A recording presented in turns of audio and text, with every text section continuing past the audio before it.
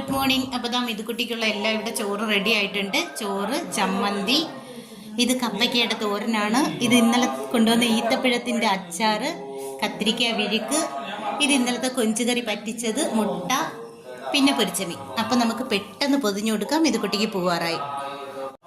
ഗിരീഷണ പാല് മേടിച്ചുകൊണ്ട് വെച്ചിട്ട് മിഥുവിനെ കൊണ്ടാക്കാൻ പോയിട്ടുണ്ടായിരുന്നു. അപ്പോഴിതോ ആള് വന്നിട്ടുണ്ട്.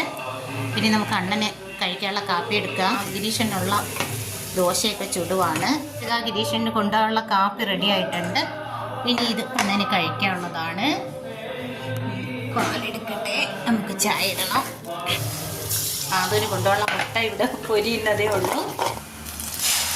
ഇനി ഗിരീഷനുള്ള മുട്ടയും കൂടി പൊരിച്ചെടുക്കട്ടെ. ഇതാ നമ്മുടെ സ്പെഷ്യൽ കണ്ട ഈത്തപ്പഴത്തിൻ്റെ അച്ചാറാണ്. അത് കൂട്ടുമെന്ന് അറിയത്തില്ല, ഞാൻ വെച്ച് കൊടുത്തിട്ടുണ്ട്.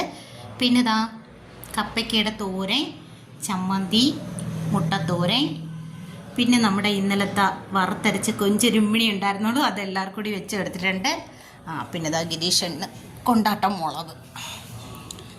ഗിരീഷൻ്റെ അടുത്ത് നമുക്ക് അടച്ചു കൊടുക്കാം. അത് ഗിരീഷനുള്ള ചായയാണ് അവിടെ ഇരിക്കണത്. ഇനി ആദുവിൻ്റെ പൊതിഞ്ഞെടുക്കണം. ഇനി ഗിരീഷൻ്റെ കാപ്പി പൊതിഞ്ഞെടുക്കണം. ഇത് നമ്മുടെ ആദുവിനാണ്. ആദു ടേബിളിൻ്റെ അടുത്ത് വന്നിരിക്കുമ്പോൾ ഇതുപോലെ ദോശക്കല്ലിന്ന് എടുത്തുകൊണ്ട് കൊടുക്കണം. ഇത് ആദുവിനുള്ള കറിയാണ്. ആദുവിന് പാത്രത്തിൽ ദോശയിലൂടെ കറിയൊന്നും ഒഴിക്കാൻ പറ്റത്തില്ല. ഇതുപോലെ പ്രത്യേക കിണ്ണി കൊടുക്കണം. ഇത്രയേ ഉള്ളൂ രാവിലത്തെ വിശേഷങ്ങൾ. Okay, bye, see U.